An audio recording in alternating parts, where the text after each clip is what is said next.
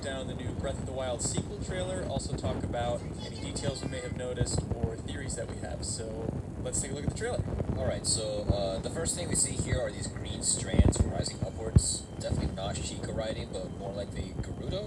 Right before the scene changes, we see a little bit of words forming on the top right here. I looked it up to the Gerudo inscriptions, and it looks like at least the first letter is S, upside down, and the last letter is L.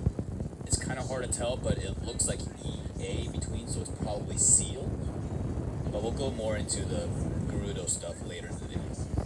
Alright, so here we see some cave paintings. This is most likely Ganondorf, possibly Demise, but most likely Ganondorf. He's been known to wield a trident in the past.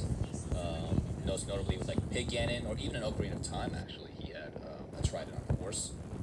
But he's also leading an army of archers in the back.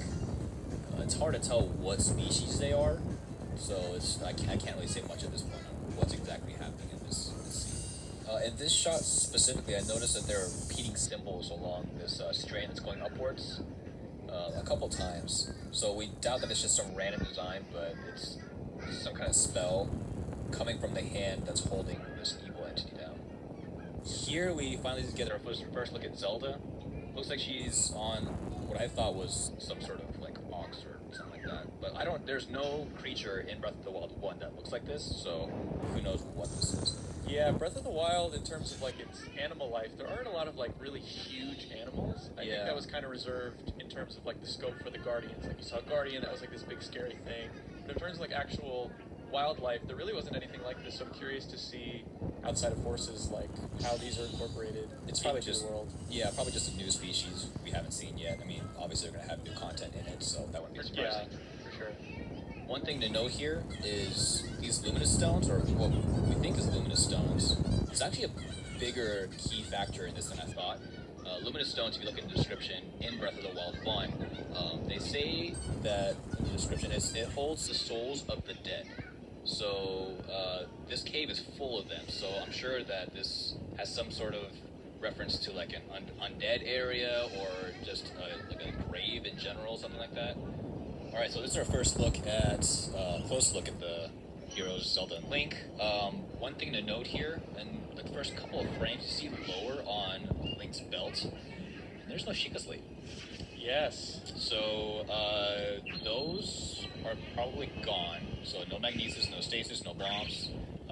What are they going to do about that? I have no idea. If you can't make Sheikah bombs, because you need a Sheikah Slate, I believe, to do those, go back to regular bombs.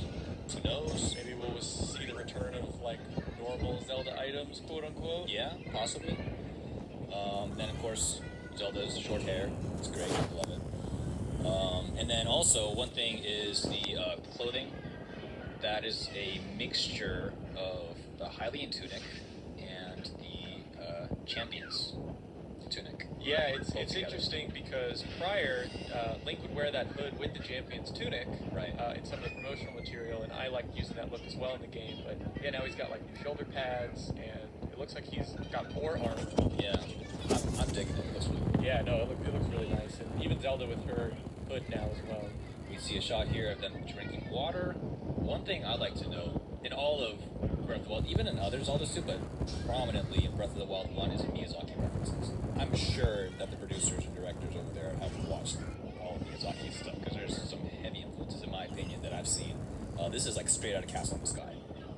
Yeah, and a lot of people have pointed out that Link in the Champion's tunic looks a lot like the protagonist from Princess Mononoke. Okay, yep. Yeah, there's lots of references and crossovers that I've seen.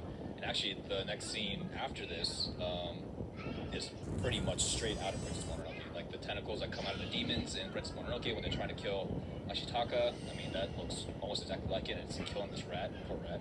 Yeah, well, the rat's running away. Well, did it? Oh, no, okay, never mind. Alright, this scene, they're trying to cross a bridge, but the animal seems stuck, so they probably leave it behind. These bridge posts look kind of like Midna helmets, but I don't know, that's kind of a long shot.